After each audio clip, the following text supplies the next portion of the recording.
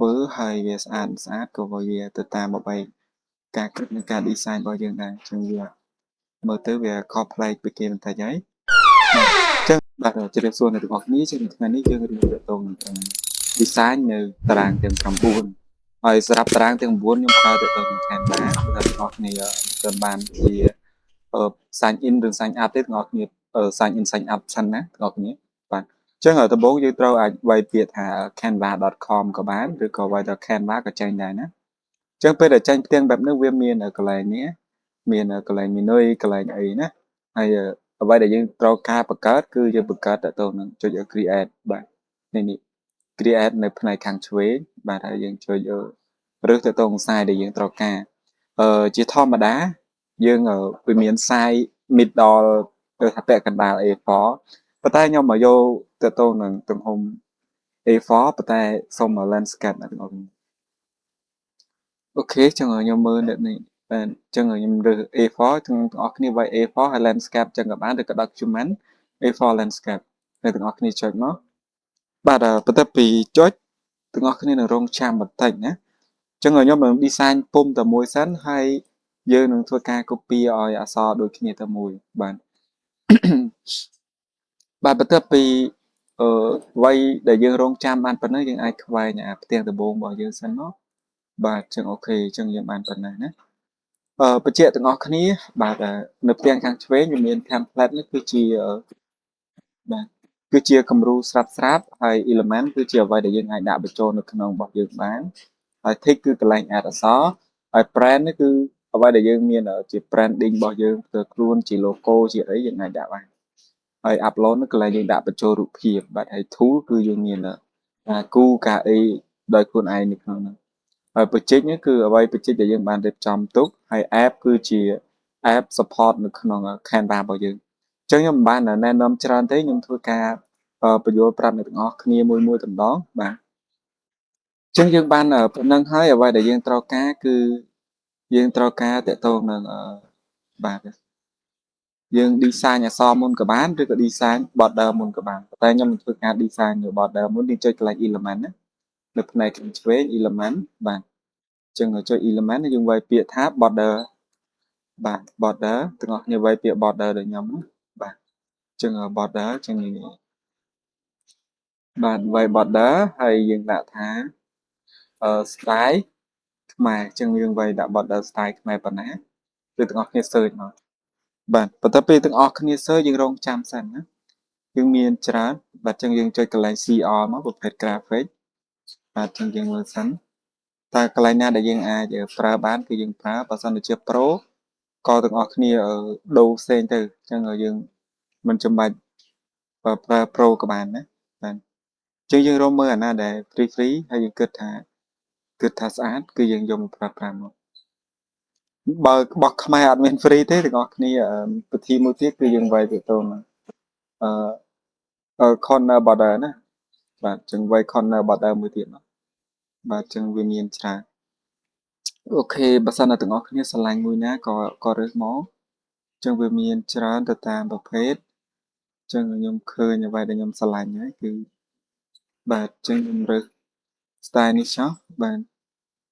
អញ្ចឹងយើងរឿងអូសមកខាងនេះមកនេះហើយយើងធ្វើការត្រឡប់អញ្ចឹងត្រឡប់យើងអាចប្រើលើនឹងក៏បានបាទហើយបញ្ចុចចំនេះឃើញ flip បាទទៅយើង flip វាមកបាទអូខេតែខ្ញុំមានអារម្មណ៍ថាវាអត់សូវស្អាតណាបើយើងដាក់ចេះវាចេញជាពណ៌ផ្សេងបាទអញ្ចឹងក្រហម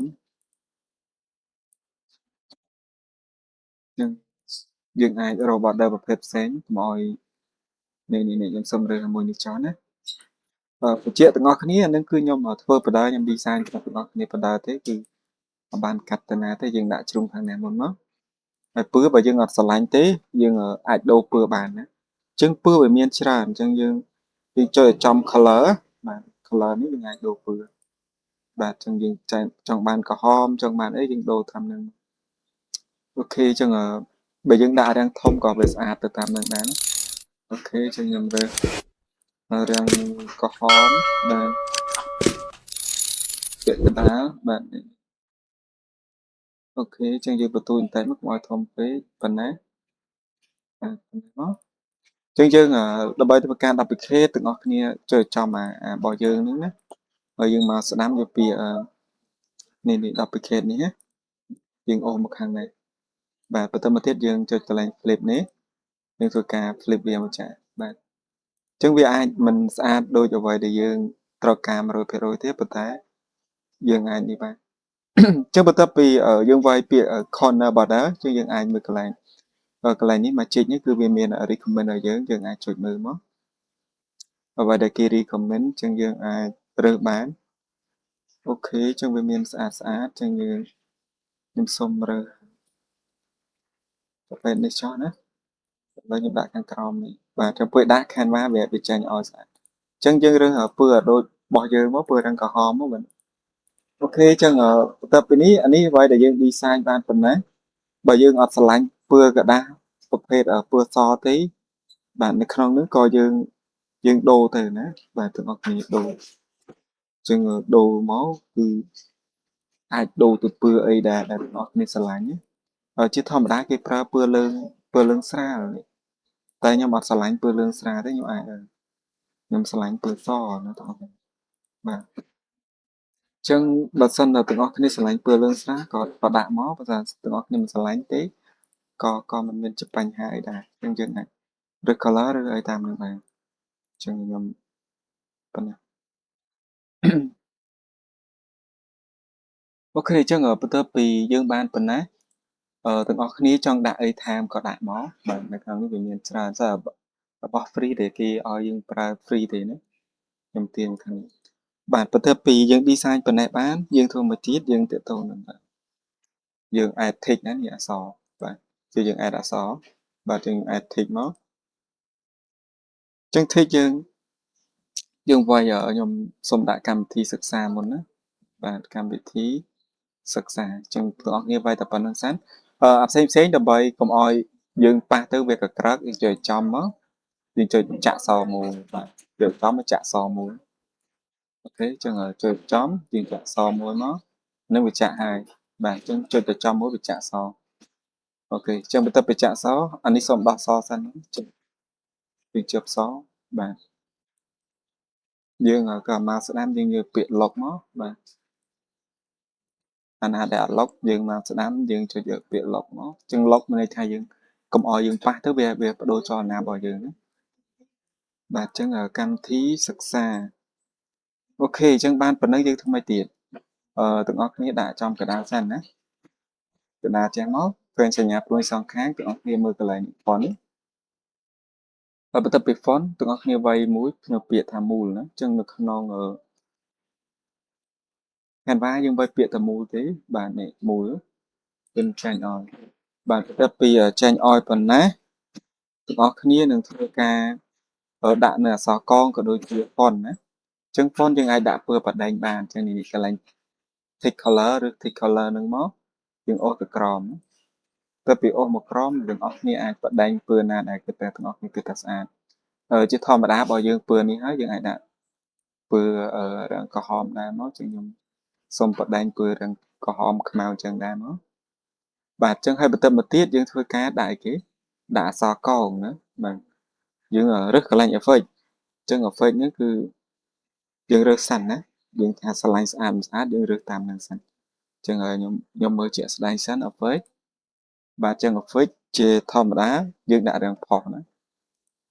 នេះទាំងអស់គ្នាចុចចំកន្លែងត្រប់ណាពាក្យត្រប់អញ្ចឹងនេះបាទហើយទាំងអស់គ្នារើសរឿងខ្លាំងតែមកដើម្បីឲ្យផុសចេញជាទូទៅគេប្រើពណ៌ខ្មៅពណ៌សណាទាំងអស់គ្នាអានេះវារឿងផុសប៉ុន្តែដោយសារវាស៊ីនឹង background របស់យើងពេកយើងអាចប្រើពាក្យពណ៌ផ្សេងបានដូចជាខ្មៅបានខ្មៅថាស៊ីហើយបាទចឹងយើងដាក់ប៉ុណ្ណេះមកបាទបន្ទាប់ពីប៉ុណ្ណេះយើងដាក់រឿង blur បន្តិចមកណាបាទចឹងរឿង blur បន្តិចបាទអានេះយើងទាញណា offset ហ្នឹងគឺវាច្រឹងចាញ់ពីអក្សររបស់យើងហើយយើងចង់ដាក់ចាញ់ទៅណាក៏ដាក់មកបាទអញ្ចឹងបន្ទាប់ពីប៉ុណ្ណឹងយើងធ្វើម៉េចទៀតយើងអាចតេស្តមើលបានទាំងអស់គ្នាតេស្តមើលថាអ្វីដែលយើងស្រឡាញ់ចូលចិត្តអញ្ចឹងខ្ញុំសូមដាក់ទៅនឹងកន្លែងនេះ duration ខ្ញុំដាក់ ត្រឹមដក45បាទហើយ offset កន្លែង drop នេះ effect នេះទៅពេលយើងចុចវាចេញ effect នេះអញ្ចឹង offset ខ្ញុំយកតែសុំ80មកហើយ blur គឺខ្ញុំយក80ដែរមើលទៅវារឿងចាញ់ណាហើយ transparency ខ្ញុំយក70បានហើយអញ្ចឹងយើងប៉ុណ្្នឹងមកយើងបានហើយណាអូខេបន្ទាប់ពីបានមួយយើងសល់អីគេសល់អក្សរកងអញ្ចឹងអក្សរកងអញ្ចឹងទាំងអស់គ្នាចុចកន្លែងខ្ញុំសុំរកអក្សរកងសិនណាទាំងអស់គ្នាបើជប់បាទជើងទាំងអស់គ្នានៅសល់កន្លែងអក្សរកងយើងមើលនៅក្នុងនេះសិនណាបាទអញ្ចឹងយើងមាន layer បាទ font magic translate magic bright អញ្ចឹងអត់យើងនៅកងខ្ញុំគិតថានៅក្នុង effect ដែរអញ្ចឹងយើងទៅរកនៅខាងក្រោមបាទអញ្ចឹងយើងរកក្រោមសិននេះបាទអញ្ចឹងយើងកន្លែង sub ដោយសារវានៅក្នុង effect ដែរទេអញ្ចឹងខ្ញុំចង់ច្រឡំទេបងប្អូននេះអញ្ចឹង effect នេះយើងអាចសេរី code វាបាទអញ្ចឹងយើងអាចមើលមកជាក់ស្ដែងហើយ font យើងទៅឡើងស្រឡាញ់ប៉ុណ្ណាអញ្ចឹង120ល្មមអត់ណាទាំងអស់គ្នាតែទាំងអស់គ្នាមើលទៅមានអារម្មណ៍ថាវាស៊ីគ្នាអត់បើសិនតែអត់ស៊ីទេអញ្ចឹងយើងដូរធ្វើរឿងឆ្លោះអញ្ចឹងនេះកន្លែង fake នេះកន្លែងដែលយើងរើស glow នេះបាទអញ្ចឹង glow នេះក្រោម glow យើងមាន set នោះគឺសម្រាប់កងអញ្ចឹងកងខ្ញុំដាក់តែ35បានហើយខ្ញុំសុំរើហ្នឹងរើសឲ្យបាទឲ្យនេះតែមកបាទអញ្ចឹងយើងរើស outfit បាទ duration អូខេអញ្ចឹងយើងធ្វើម៉េចឲ្យវាចាញ់រឿងខ្លាំងពេកណាដើម្បីយើងមើលទៅវាស្អាតបើយើងបាទអញ្ចឹងបាទអញ្ចឹងឲ្យជាទូទៅវាអត់ស្អាតវាអត់ធំស្អាតអូខេអញ្ចឹងខ្ញុំសម្រេចការធ្វើខ្មៅនឹងហើយអញ្ចឹងបន្លែខ្ញុំយក40វិញទាំងអស់គ្នាបាទនេះខ្ញុំយក60 duration strength គឺភាពច្បាស់របស់វាគឺខ្ញុំយក80ចុះដើម្បីឲ្យមើលវាទៅវាត្រឹមច្បាស់ពេលអញ្ចឹងប៉ុណ្ណាគឺយើងបានតែបើទាំងអស់គ្នាថាអត់ស្រឡាញ់ទេចង់បានប្រភេទផ្សេងបាទផ្សេងទាំងអស់គ្នាអាចនៅកន្លែងធ្វើរបស់យើងបានអក្សរយើងអាចដាក់បណ្ដេញបានតាមមួយណាដែលយើងគិតថាវាស៊ីជាងយើងដាក់មកនៅកន្លែង CR ហ្នឹងមកបាទជាងយើងបណ្ដេញវាមើលមកបាទជាងធ្វើណាដែលយើងមើលទៅវាស៊ីនឹងអ្វីដែលយើងមានបាទធ្វើនេះបាទឬក៏ធ្វើនេះក៏វាស៊ីដែរអញ្ចឹងកន្លែងនេះក៏យើងអាចដូរទៅតាមនឹងទៀតចុចចំមកយើងចុចដោះលុបវាចេញសិនមកហើយយើងអាចដូរទៅតាមពើបាទអញ្ចឹងតាមពើរបស់អក្សរយើងក៏បានបើគិតថាស្អាតមិនស្អាតអីទាំងអស់គ្នាដូរទៅតាមនេះចុចដោះលុបទាំងអស់សិនមកណាបាទអានេះយើង select ដើម្បី select ទាំងអស់ចុច select ជាគ្រប់យើងចុចចំចាស់ចុច save មកថាអត់បាទអញ្ចឹងយើងអាចបានពើមួយដែលគិតថាស្អាតអូខេអញ្ចឹងការ design នេះគឺអ្វីដែលសំខាន់គឺទាំងអស់គ្នាត្រូវស្គាល់ពីកន្លែងដែល add មានន័យថាយើង add element នេះគឺយើងវាយពី corner បន្តទៀតវានៅ recommend តាក់ទងនឹងកន្លែងនេះឲ្យយើងអីបាទហើយផ្សេងទៀតខ្ញុំបានដាក់ឲ្យទាំងអស់គ្នាមើលកន្លែង effect នេះទាំងអស់គ្នាយកពាក្យថា drop ហើយរើសduration មានថា duration របស់ទាំងអស់ចឹងខ្ញុំ duration ហ្នឹងគឺយើងនេះdirection ណាយកដក70ហើយ offset យើងយក60និង blur យក40transparency គឺយើងយក80ដើម្បីឲ្យវាកាន់តែច្បាស់ ហើយកន្លែង accept នេះគឺយើងរើស35យើងរើសមកល្មមហើយអ្វីដែលយើងត្រូវធ្វើបន្ទាប់ទៀតបាទអ្វីដែលយើងធ្វើបន្ទាប់ទៀតសូម screenshot មកចឹងអ្វីដែលយើងធ្វើបន្ទាប់ទៀតគឺយើងទៅកម្មវិធីមួយទៀតយើងចុចកន្លែងនេះ duplicate មកអញ្ចឹងយើងបានពុំតែមួយហើយអញ្ចឹងកាលណាបានពុំតែមួយយើងអាចគ្រាន់តែធ្វើការកែនៅអក្សរដែលយើងត្រូវការណាដូចយើងវាយពាក្យថាការវិភាគក៏បានណាទាំងអស់គ្នាបាទការវិភាគបាទអញ្ចឹងការវិភាគយើងចុចចាញ់ចាស់ហើយហើយបើមើលតែវាមិនស៊ីទេទាំងអស់គ្នាដូរពើណានេះអាពើកន្លែងនេះណាកន្លែង font នេះទាំងអស់គ្នារើសអាណាដែលគិតថាវាស្អាតហើយវាស៊ីបាទអញ្ចឹងពេលខ្លះខ្ញុំកន្លែងពឿនគឺខ្ញុំមិននេះគឺថតថាពឿននេះស៊ីចោះបាទចូលចំមកយើងទៅរើសអាពឿនណាដែលគិតថាស៊ីវាមិនជាបញ្ហាទេអញ្ចឹងអាពឿននេះគឺទាំងអស់គ្នាឆ្លាញ់ពឿនណាយើងរើសពឿននេះ font យើងអាចតម្លើងទៅតាមនឹងជាក់ស្ដែងទៅអាចដល់125ណាដើម្បីវាមើលទៅឡើងស្អាតបន្តិចបាទនៅបន្ទូចពេកក៏មិនស្អាតដែរអញ្ចឹងយើង duplicate មួយទៀតបាទបន្ទាប់ពី duplicate មួយទៀតអញ្ចឹងយើងមានអីគេ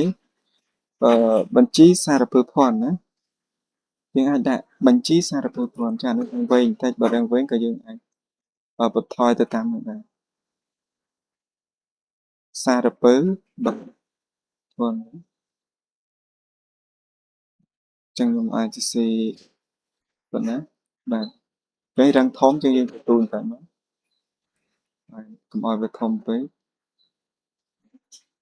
អូខេប៉ុណ្ណាបាទអញ្ចឹងយើងមើលតាមជាក់ស្ដែងបាទអញ្ចឹងបន្ទាប់ពីវិជាសារពើភ័ណ្ឌយើងមានអីគេទៀតបាទតារាងប្រឡងអញ្ចឹងទៅណាបាទបាទយើងដាក់តារាងអូខេប្រឡងបាទអញ្ចឹងតារាងប្រឡងយើងរៀងនៅលើនេះដាក់ចំកណ្ដាលខ្ញុំ Ctrl D លើនឹងហើយខ្ញុំដាក់ឆមាសអូខេឆមាសនេះវាជាទូទៅវាមិនត្រូវកងទេទាំងអស់គ្នាចុចកន្លែង effect មកហើយទៅខាងក្រោមនេះចុចដោះវាចេញមកវិញណានេះហើយដូចជាវាធំទៀតណាវាអត់ទូចទេរឿងធំចាស់ក៏បានបើថាមើលទៅមិនស៊ីយើងបន្ទូចមកវិញអូខេអញ្ចឹងបន្តមកទៀតយើងធ្វើមួយទៀតបាទទៅតារាងផ្សេងទៅតាមនេះអញ្ចឹងខ្ញុំធ្វើ4ប៉ុណ្ណាជាគំរូហើយបើសិនជាយើងត្រូវការអីទៀតក៏យើងធ្វើបន្តទៀតមកទាំងអស់គ្នាឥឡូវយើងធ្វើឲ្យចប់ចុងចប់ដើមទៅបាទកុំឲ្យថាធ្វើឲ្យអត់ចប់ចុងចប់ដើមបាទ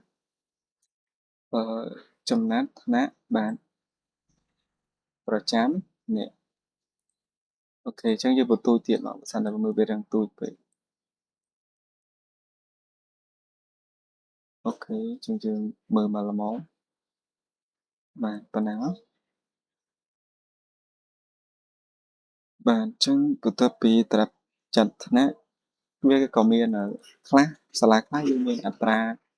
បាទអត្រាឡើងថ្នាក់មានអត្រាឡើងថ្នាក់ប្រចាំខែពាក្យប្រចាំខែចឹងឥឡូវខ្ញុំធ្វើជាក់ស្ដែងយកបាននេះទេធ្វើយកបាទស្អាតទេចាំគិតទៀតបាទអូខេចំណាត់ថ្នាក់ប្រចាំខែវាមានចំណាត់ថ្នាក់ប្រចាំខែទៀតពី10 មករហូតទៀតមកបាទចំណាត់ថ្នាក់បាទប្រចាំនេះមានតែពាក្យខែទេណាអូខេចំណាត់ថ្នាក់ប្រចាំខែបន្ទូលបន្តិចមកហើយទាញមកចំកណ្ដាលអានេះវាធំក៏ធំបាទទូចប៉ុណ្ណេះមកអូខេ10 ទៀតបាទអញ្ចឹងអ្វីដែលនេះអានេះមានពាក្យថាបាទបញ្ជាផ្ទៃក្នុងណាវាបញ្ជាផ្ទៃក្នុងយើងលុបឲ្យចាំខែចា៎នេះទីអាធំតែមកណាកុំឲ្យថានេះនៅទូចបាទអូខេអញ្ចឹងយើង10 ទៀត ពិតជាតែក្នុងយើងមានវេនសម្អាតណាសម្អាតយើងអាចសេពជាងតម្រួតក៏បានជាងធម្មតាក៏បានជាងមិនតម្រួតអូខេជាងយើងប៉ុណ្ណាឬក៏ដាក់គាត់មកលើតែទៀតក៏បាន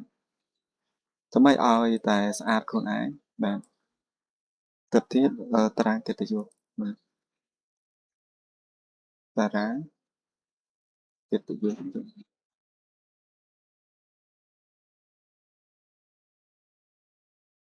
ចឹងតារាងកិត្តិយសទៅ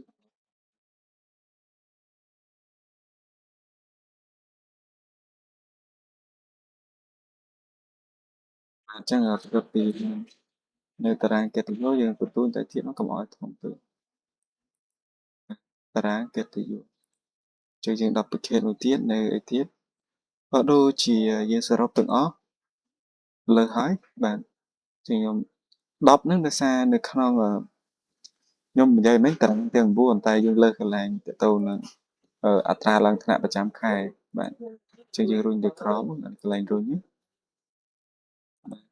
យើងអាចដាក់ចុងក្រោយគេបាទពេលខ្លះវាអត់មាន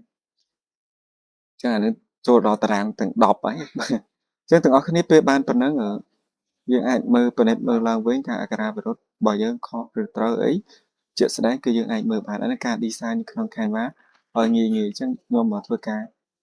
download ទុកយើងអាចចុច C បាទហើយយើងចុចកន្លែង download ហ្នឹងអូខេចុចកន្លែង download មកជាធម្មតាយើងចង់បានជារូបភាពឬក៏ចង់បានជា PDF ឬក៏ទាំងអស់គ្នាចង់បានជា JPG អានេះរូបភាពមានពីរចេះគេសចេះឲ្យប៉ុណ្ណាតែបើចង់បានជា PDF ក៏បានណាបាទចឹង PDF យើងយកទៅ print ម្ដងក៏បានតែខ្ញុំចង់បានជា select ខ្ញុំចុចកន្លែងនេះខ្ញុំចុចពី all បើសិនជាចង់ download តែមួយយើងចុចកន្លែង this page បាទចឹងបើចង់ download all ទៅខ្ញុំចុច download បាទចឹងយើងនឹងទៅរើសតទៅនឹងទីតាំងតែទៀតវានឹងចាញ់ឲ្យបាទអូខេចឹងយើងនឹងចាញ់ឲ្យហើយយើងរើសទីតាំងមកចឹងយើងដាក់ទីតាំងនៅក្នុង 3D របស់ខ្ញុំហើយឈ្មោះថាកម្មវិធីសិក្សា folder របស់យើងចឹងយើងចុចកន្លែង download នេះយើងនឹងទៅមើលនេះបាទយើងទៅមើលទាំងអស់គ្នាទៅវាចេញបែបនេះចឹងយើងចុចចំនេះតាណាចុចចំមកហើយយើងអាច extract មក extract នៅក្នុង 3D ដាក់ folder នឹងដែរមកណាអានឹងការ extract ចឹងពេលបានគឺវាចេញបែបនេះបាទចឹងយើងបើកវាមកវាធំបាទនេះជាអ្វីដែលយើងបានធ្វើហើយវាស្អាតក៏វាទៅតាមអ្វីការគិតនិងការ design របស់យើងដែរចឹងវាមើលទៅវាខុសប្លែកពីគេបន្តិចហើយបាទចឹងអានេះជាវីដេអូដែលខ្ញុំបានធ្វើឡើងហើយក៏អត់មានជាការកាត់តពីវែងឆ្ងាយដែរគឺយើងជួបបដាយើងដោះស្រាយបដាហើយបើទាំងអស់គ្នាត្រូវការខ្ញុំនឹងធ្វើការshare ដើម្បីបានខ្ញុំ copy ទៅកន្លែងនេះយើងអាចចុចទៅ edit អីក៏បានណាអញ្ចឹងអាចប្រើប្រាស់បានយើងដាក់ description នៅខាងក្រោម